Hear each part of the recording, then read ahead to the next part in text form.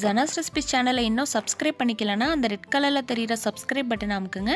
கூடவே வரக்கூடிய பெல் ஐக்கானையும் ப்ரெஸ் பண்ணுங்கள். அப்போ தான் video notification. Hello friends, welcome to Janas recipes. நம்மளுடைய உணவில் அதிகமாக சேர்க்கக்கூடிய இஞ்சி, பூண்டு, சின்ன வெங்காயம் இதெல்லாம் எப்படி ஈஸியாக உரிக்கிறதுங்கிறத பற்றி நம்ம ஜனாஸ் ரெசிபி சேனலில் ஏற்கனவே வீடியோ போட்டிருக்கேன், நீங்கள் பார்த்துக்கோங்க.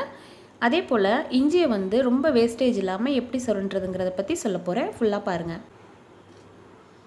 எப்போவுமே நம்ம இஞ்சியை எதில் சுரண்டுவோம்? கத்தியில் தான் சுரண்டுவோம் இல்லையா? இப்போ பாருங்கள், கத்தியில் உங்களுக்கு சுரண்டி காமிக்கிறேன்.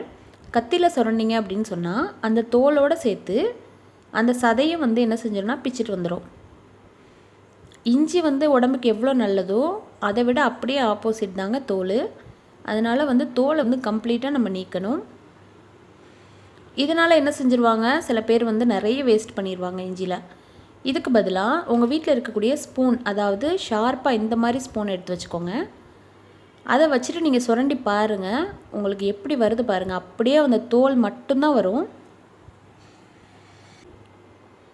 நீங்களே நினச்சாலும் ஸ்பூன் அந்த சதையை பிச்சை எடுக்காதுங்க. ஏன்னு சொன்னால் கத்தி அளவுக்கு ஸ்பூன் ஷார்ப்பாக இருக்காது இல்லையா? இப்போ பாருங்கள், எவ்வளோ தோலை நான் உங்கள் கண்ணு முன்னாடியே சுரண்டி காமிச்சிட்டேன். அப்படியே அந்த தோலை மட்டும்தான் அழகாக உரித்து எடுத்துரும். ஈஸியாக செஞ்சிடலாம் ஃப்ரெண்ட்ஸ், கண்டிப்பாக ட்ரை பண்ணி பாருங்கள்.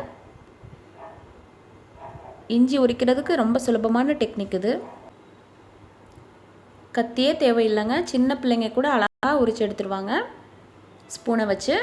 இதே போல் யூஸ்ஃபுல்லான டிப்ஸ் வேணும்னா ஜனாஸ் ரெசிபி சேனலை சப்ஸ்கிரைப் பண்ணி வச்சுக்கோங்க. அப்படியே மறக்காமல் இந்த வீடியோவை லைக் பண்ணி வச்சுக்கோங்க. அப்போ தான் நான் அடுத்தடுத்த வீடியோ போட முடியும்.